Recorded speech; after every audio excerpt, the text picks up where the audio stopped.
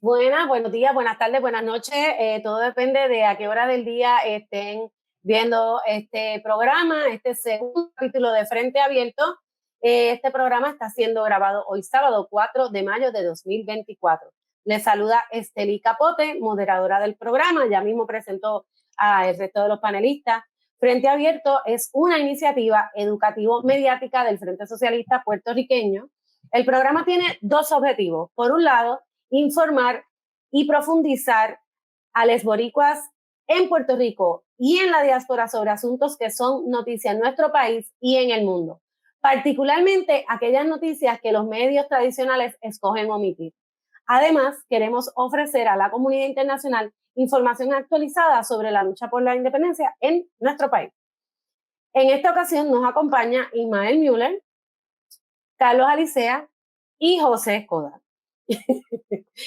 Ya ustedes saben que el programa tiene 4 secciones. La primera tiene que ver con las fechas históricas, la segunda y la tercera con las noticias, la cuarta con una investigación pequeña que hacemos sobre un tema particular, y la quinta se llama Únete, es sobre anuncios de próximos eventos para que puedan participar de ellos. Así que sin más, vamos a empezar. Ismael, bienvenido. Escoda, bienvenido. Buenas tardes. Buenas tardes. Bueno, en fechas internacionales, un día como hoy en Puerto Rico y en el mundo, voy a empezar. 4 de mayo del 1797, los ingleses invaden Puerto Rico en un esfuerzo de quitarle a España la posesión de la isla, del archipiélago puertorriqueño y de Trinidad. No obtuvieron a Puerto Rico, pero sí, a través de esa invasión, obtuvieron a Trinidad. Así que por eso Trinidad se volvió inglesa. Hay que recordar que esa invasión la derrotaron principalmente negros y mulatos, más que tropas españolas en Puerto Rico. ¿Sabe? Que hubo hasta franceses, porque fue un ataque con 60 buques y 7,000 tropas ¿sabe? Y trataron de entrar por Cangrejo, y principalmente fueron los negros y los mulatos de Puerto Rico los que derrotaron a los ingleses. Y eso es lo que hace importante. El 3 de mayo también, esto es mucho más tarde, en el 1993, la ONU instaura el Día Mundial de la Libertad de Prensa.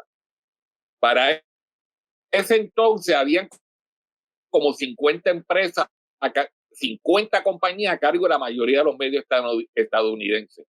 Hoy día, el 90% de los medios de comunicación de Estados Unidos está controlado por 6 compañías nada más. 6 compañías controlan el 90% de las comunicaciones. Por eso es importantísimo mantener las comunicaciones abiertas alternas. 4 de mayo del 2000 fue el desalojo de los primeros campamentos de desobediencia civil en Vieques, que se hicieron en el 99 tras la muerte de Avisanes, y ahí comenzó una nueva oleada de desobediencia civil que al final derrotó la Marina estadounidense. Y para aquellas personas que insisten que el problema de Palestina comenzó en octubre, el 4 de mayo del 2019, un día antes del Ramadán, el ejército israelí atacó una manifestación pacífica en el sur de Gaza. Al final hubo 25 palestinos muertos. Estamos hablando del 2019. Esto no tiene nada que ver con los actos de octubre. Esto es un genocidio planificado. Y el cumpleaños de Carlos Marx fue el 5 de mayo de 1818, que también 5 de mayo de 1893 nació Farabundo Martí. Y el más querido de los cantantes de salsa, Andy Montañez, nació un 7 de mayo de 1942. Mira, hablando de poetas y cantautores, el 14 de mayo de 1876 nació en Juanadía Luis Llorén Torres. Y el 16 de mayo de 1857, un poquito antes, en Ponce, el famoso Juan Morel Campos. También el 12 de mayo de 1898, los barcos de guerra estadounidenses bombardearon la ciudad de San Juan, para aquellos que todavía piensan que llegaron por invitación.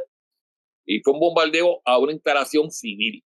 O sea, porque lo que bombardearon fue la ciudad, no fue el morro, fue la ciudad.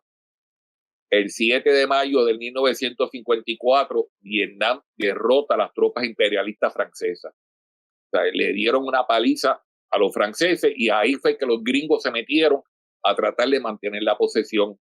imperial. Los imperios se distribuyen los botines entre ellos. Se fueron los franceses, llegaron los yanquis, y a los yanquis después también le dieron una pela. Vive el pueblo de Vietnam. Por último, el 2 de mayo de 1787, Puerto Rico experimentó el terremoto de mayor magnitud en su historia moderna. Se estima que fue un terremoto de magnitud 8.0 que ocurrió en la trinchera, a lo largo de la trinchera norte en Puerto Rico, que el terremoto se sintió fuertemente en toda la isla y que se reportaron daños, excepto en el sur, específicamente en Ponce, aunque sí las paredes de la iglesia sí se agrietaron. Esta semana se conmemoró el 1 de mayo, que es el Día Internacional de los Trabajadores y Trabajadoras. Esto es a nivel mundial. Los gringos tienen Labor Day, que es el Día del Trabajo. El resto del planeta conmemora el Día de los Trabajadores y las Trabajadoras. Y tenemos a Müller, que es economista, para que nos hable un poco hoy de qué es la clase trabajadora en Puerto Rico hoy por hoy. ¿Qué es eso de clase trabajadora? Porque se habla mucho, pero como que no hay unos parámetros precisos que nos ayuden a entender quién es trabajador o trabajadora. Müller. Bueno, vamos a empezar por definir los términos, ¿no? El problema que tenemos es que aquí se trabajan muchos términos de la clase obrera, la clase trabajadora, la clase media, y lo importante es definir y saber de qué estamos hablando. No, primero que nada, nosotros vivimos en un sistema capitalista, en una colonia donde el capitalismo es impuesto por los Estados Unidos, por la metrópoli. Y en los países capitalistas, las sociedades capitalistas se dividen en clases sociales, están formadas por clases sociales. Y fundamentalmente una clase social en un país capitalista, en una sociedad capitalista, es un grupo de personas que todos tienen en común, ocupan la misma posición con respecto a los medios de producción y al proceso de producción. Que suena bien complicado, pero lo que quiere decir eso en Ajo y Habichuela es eso mismo. Cómo la gente se gana las habichuelas. O sea, la posición que cada cual tiene dentro de la sociedad está determinada por lo que tiene que hacer para poder sobrevivir, para poder adquirir sus bienes materiales. Y en ese sentido, en una sociedad capitalista, nosotros dividimos la sociedad en dos grandes clases sociales, grandes en el sentido de importancia, pero no de tamaño, porque son de tamaño bien diferentes. Una, por un lado, están aquellas personas que no necesitan trabajar para vivir porque viven del trabajo de los demás. Y en esa categoría pues son los ricos, básicamente los dueños del capital, los dueños de las empresas. Ahí estarían los FG, los Cajión, toda esta gente, ¿no? De dinero, están los bancos, están los fondos buitres, todo eso son parte de ese grupo, que es un grupo relativamente bien pequeñito, bien pequeñito. No, ese es el famoso 1% que ustedes quieren hablar, que si el 1%, el 99%, pues ese 1%, que en realidad es menos de un 1%, es lo que nosotros llamamos la clase dominante. También se le conoce como la burguesía, también se le conoce como la clase capitalista, tiene muchos nombres. Clase privilegiada, aquí le dicen los blanquitos, los guaynabitos, tiene 80 nombres, pero se refiere a eso, a la gente que manda, a la gente que controla en el capital, la gente que no tiene que trabajar, porque los demás trabajan para ellos, ¿no? Y luego están los que tenemos que trabajar para comer. O sea, si no trabajamos, no comemos. Y eso es lo que se conoce como la clase trabajadora, ¿no? Por eso que se llama clase trabajadora, porque si no trabajamos, no comemos. La clase trabajadora, a su vez, se subdivide en dos grupos, dos clases bien grandes. Una que es las personas que no dependen de otros para que trabajen para ellos, que son personas que trabajan para sí mismos, pequeños comerciantes, ahí entrarían, por ejemplo, farmacias de la comunidad, desde el cajito que vende piraguas, hot dog, pinchos, pero también, por ejemplo, los profesionales con sus oficinas privadas, los médicos con oficinas privadas. Ahí entra ese grupo, ese sector que no tienen que trabajar para otros, tienen que trabajar por un solo, trabajan para ellos mismos. Y luego está lo que se conoce como la clase obrera, que es fundamentalmente la que se refiere el 1 de mayo, que es la que tiene que ver con el 1 de mayo más específicamente, que es la gente que trabaja a sueldo, ¿no? Son los asalariados. Ahí entran todas las personas que trabajen por un sueldo. Ahí entran los trabajadores del gobierno, los empleados del gobierno, de la empresa privada, toda esa gente que tienen que trabajar para vivir. Fíjense que lo que determina la clase no es cuánto es lo que la gente se gana, sino cómo se lo gana. Si usted tiene que trabajar para otro y usted vive de un sueldo y si no trabaja, no come, usted es un trabajador. Y si usted vive de un sueldo y trabaja para otro, usted es un obrero o una obrera, ¿no? No importa cuánto usted se gane. Puede haber obreros que ganen más dinero y vivan relativamente bien, y hay otros obreros que están en el fondo y que ganan bien poco, ¿no? Entonces, la clase obrera es, por supuesto, la clase más grande de todas y es la que ocupa más del 60% de la, y cuidado si más, de la población, y en el caso de Puerto Rico está por ahí más o menos. Y es importante porque eso quiere decir que si la clase obrera son las personas que trabajan para otros, ahí entra desde gente que vive en urbanizaciones, gente que vive en condominios, hasta la gente que vive en las bajadas obreras, la gente que vive en los caseríos, la gente que vive en el campo. Toda aquella persona que tiene que trabajar para vivir y trabajar por un sueldo, trabajar para otro, es clase obrera, ¿no? Eso son básicamente las definiciones. Cuando hablamos del 1 de mayo, hablamos de la lucha de los trabajadores, de los obreros, de los asalariados, específicamente, contra el patrono, que es obviamente que tiene una relación en contra de los trabajadores, ¿no? ¿Quién es el enemigo de los trabajadores, de los obreros? Pues los patronos, ¿no? Que son los que explotan a los trabajadores pues nos organizamos y nos defendemos. Hay un elemento que es bien importante que hay que aclarar y es cuando se habla de la famosa clase media, ¿no? La clase media se refiere más bien a ingresos, no se refiere a una clase como tal, porque dentro de la clase media puede entrar lo mismo obreros que trabajan por un sueldo, por un salario, como puede entrar un pequeño comerciante, y los pequeños comerciantes trabajan para vivir, pueden tener empleados, pero no son patronos, no son parte de la clase patronal, porque no viven exclusivamente del trabajo de sus empleados, sino que tienen que trabajar ellos mismos para poder sobrevivir. Y esto es bien importante tenerlo en consideración porque el concepto de clase media que se inventó en Estados Unidos básicamente en la década de los 50, la década de 60 fue que se popularizó ese concepto de la clase media. Lo que pretende es dividir a los trabajadores en dos grupos, ¿no? Uno que gana más, y esa sería la famosa clase media, y otro que son los pobres, los que están en el fondo de esa. Entonces hablan de los ricos, de la clase media y de los pobres. Pero dentro de lo que se llama clase media hay trabajadores, también hay obreros, son trabajadores, ¿no? Y en ese sentido tenemos que tener mucho cuidado porque toda esta cultura que se ha ido empujando, sobre todo en las últimas décadas, en Estados Unidos y en Puerto Rico y a nivel mundial también, en Europa pasó algo parecido también durante esa época, pero en las últimas décadas se ha fortalecido mucho ese discurso de la clase media. Entonces, usted oye gente que se cantan de clase media, son unos muertos de hambre, viven de un sueldo, pero ellos son clase media, ¿no? Y entonces hay toda esta cuestión de discrimen contra los pobres. La gente que vive en los caseríos, la gente que vive en las bajadas obreras, la gente que vive en el campo, esos son como una clase aparte. Pero en realidad todos estamos en el mismo bote, todos somos trabajadores, todos somos explotados de la misma forma.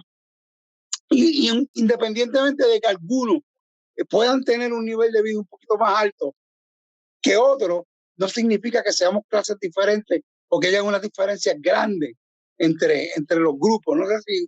En esa misma línea, hace muchos años, cuando el Frente impulsó la consigna que la crisis la paguen los ricos, y de momento llegó a las noticias, yo recuerdo en un programa de comentarios radiales que llamó una mujer que se identificaba como secretaria y decía que eso era injusto porque ella se ganaba lo que cobraba, ¿sabes?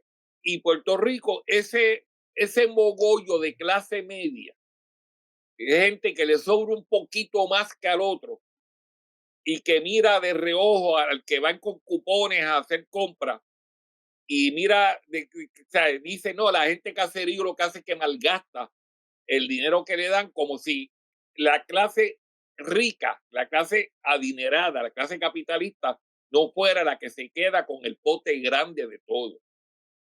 Entonces, el socialismo, ¿a qué clase le conviene? ¿A qué grupo social le conviene el socialismo entonces?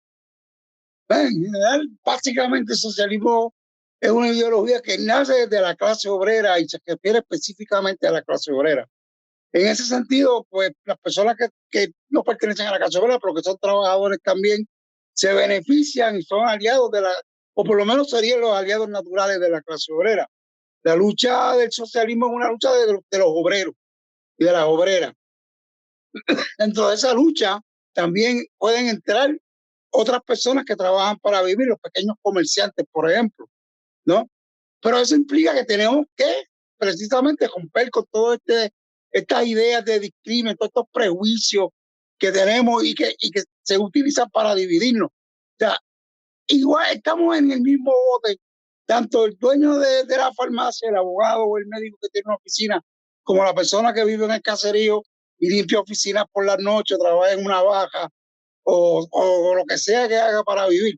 Déjame decirte una cosa, la mayoría de la gente que vive en los caseríos trabaja, la mayoría de la gente que coge cupones trabaja. De hecho, la mitad de la gente que trabaja en Walmart cogen cupones. No, la mitad de los empleados de Walmart cogen cupones. Y de hecho, el sistema de cupones en Estados Unidos se utiliza como un subsidio salarial a aquellos trabajadores y trabajadoras que están en los niveles más bajos de ingresos y que ni siquiera trabajando ganan lo suficiente para comer. En Puerto Rico también funciona como un subsidio salarial, a veces legal, a veces ilegal. O sea, mucha gente, por ejemplo, no consigue un empleo formal, no tienen un empleo formal, tienen que irse a trabajar a la economía informal, a la economía subterránea. No están en nómina, no pagan seguro social, pero no es por listerismo, es porque no hay más nada. O sea, cuando una persona, o sea, aquí se ha llegado al punto de invertir la realidad, que si usted es una persona que tiene que irse a vender tripletas a la calle, no, usted no es una persona que ha quedado fuera del sistema productivo y tiene que, a los márgenes de la sociedad, tratar de sobrevivir. No, no, usted es un empresario y es una historia de éxito. O sea, ¿verdad? Por ejemplo, una persona que tiene un grado en ingeniería vendiendo tripletas en una guaguita, eso se vende aquí en la televisión como una historia de éxito. En cualquier otro país eso sería un fracaso. Eso sería un desastre para la sociedad, tener personas, gastar dinero en entrenar personas, en preparar profesionales para después ponerlos a vender tripletas en una guaguita en la calle. O sea, ese es el tipo de inversión mental que hacen en la cultura de los medios en Puerto Rico. Cuando dice inversión, ojo, no es que se invierte, sino que se transforma y queda al revés. O sea, sí, en el marxismo cuando vamos a invertir es que ponemos las cosas al revés, ¿no? Lo que es bueno es malo, lo que es malo es bueno. Lo que sería una historia triste en cualquier país, aquí te lo venden como una historia de éxito. Y se habla mucho de esa historia como muestra de que la economía está bien porque la gente tiene resiliencia y logran transformarse.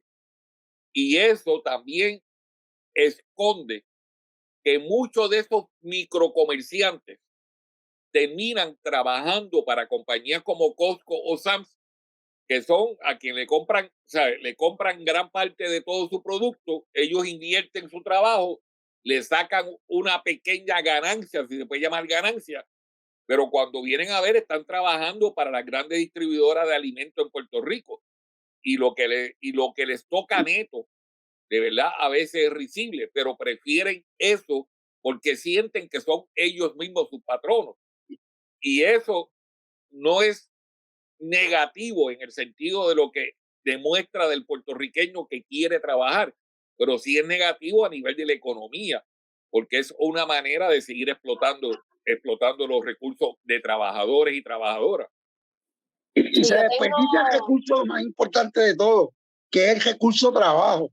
Ese recurso está desvalorado en Puerto Rico, no se le da ningún valor al trabajo de las personas y se desperdicia. Y eso es una de las razones por las cuales tenemos problemas económicos. O sea, si usted valoriza el trabajo, si usted lo más importante de la sociedad, lo más valioso de la sociedad, usted lo tira para el fondo y no le da ningún valor pues el resto de la economía va a tener problemas. O sea, el socialismo también, como tú lo dijiste, apunta a que esas clases que son explotadas por el capital también puedan ser más libres y más dueños de su trabajo y del producto de su trabajo.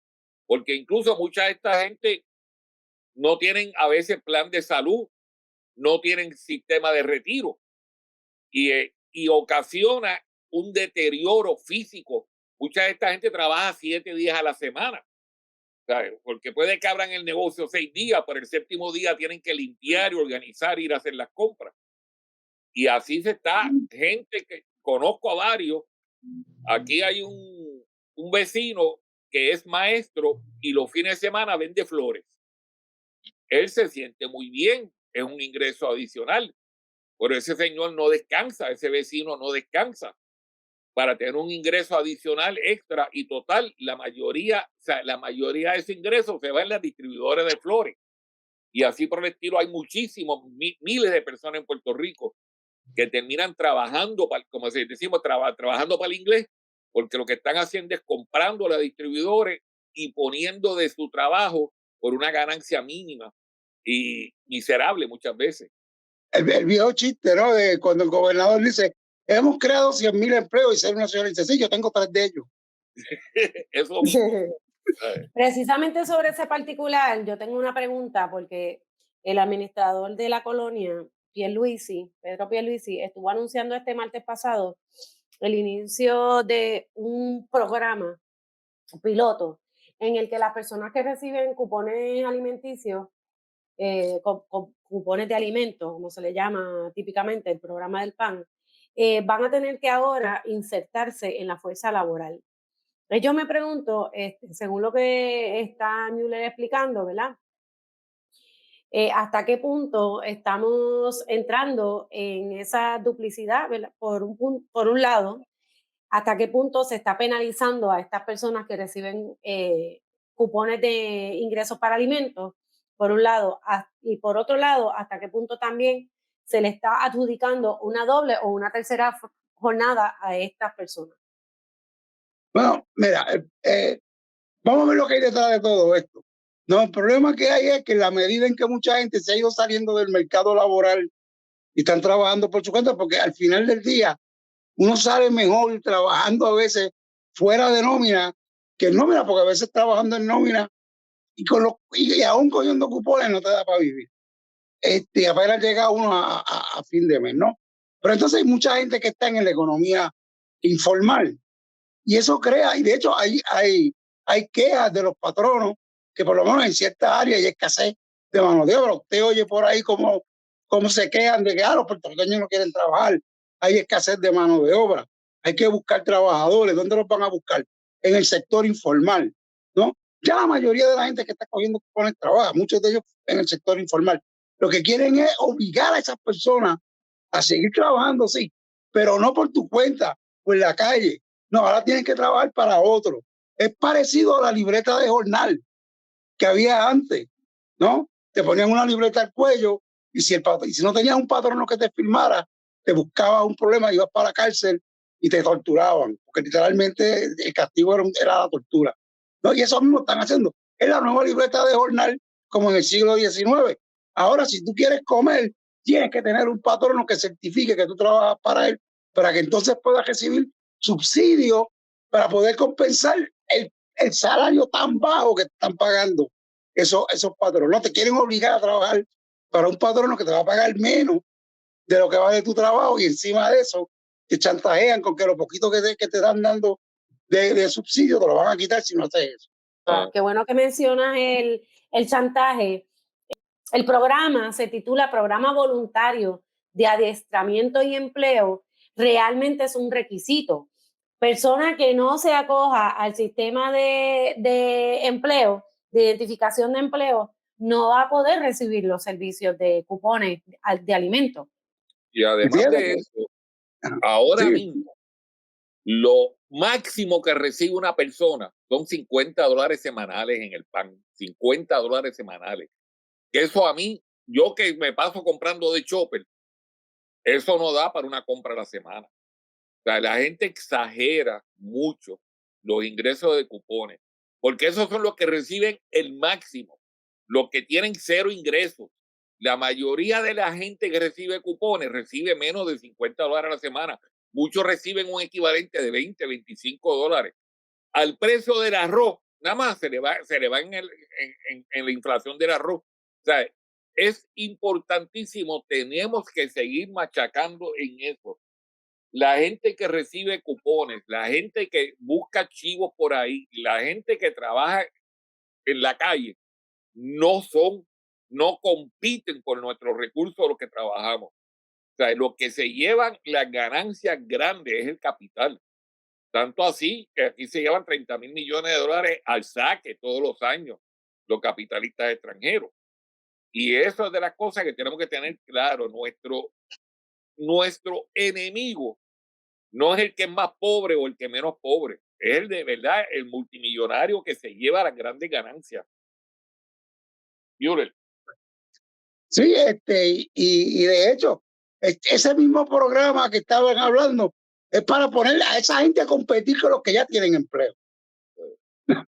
Para entonces a obligar a los que ya están trabajando, que tienen un empleo, a trabajar por menos, porque ahora va a haber más gente que van a tratar de conseguir ese trabajo que tú tienes, ese empleo que tú tienes miserable, pero ahora lo necesitan porque ya no pueden seguir trabajando fuera de la economía formal porque pierden los pocos beneficios que reciben. Y eso también es parte de seguir dividiendo, de seguir poniendo unos sectores en contra de otros. Entonces, como que van a obligar a todos estos de vagos a trabajar. No, esa gente los van a obligar a buscar empleo, pero es el empleo de los que estamos empleados, de los que ya están empleados, el empleo que esa gente va a buscar. Los están empujando a pelear con los empleados que ya tenemos.